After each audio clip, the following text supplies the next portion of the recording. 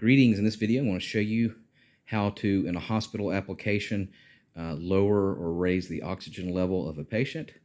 Of course, make sure you do this if you're a nurse, practitioner nurse, a doctor, or they're in the room.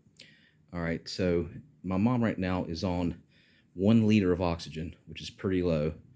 She was in an accident and got pneumonia in the hospital, and literally she got up to like 10 liters of oxygen. She had severe congestion and fluid on her lungs due to pneumonia, and she was on a ventilator for 3 days. Okay, but slowly but surely she's gotten better. As you can see there, she is on oxygen right now. They're still trying to wean her off of it, but in the hospital application, you go here and you see this little black ball there, and it goes from 1 all the way up to 15. So the higher the ball goes, the more oxygen you need.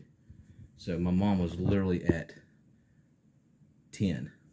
So in order to raise and lower, to raise it, you go counterclockwise, like this, up. And of course you can go up to 15 liters. And then to lower it, you go clockwise. And she, fortunately, is only at 1, which is great.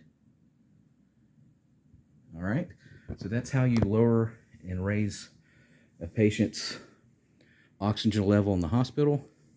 Again, make sure that you're a practitioner nurse, or have a license to do it, or a doctor, before you make any alterations in the oxygen without their permission. All right, thanks for watching, and make sure you subscribe.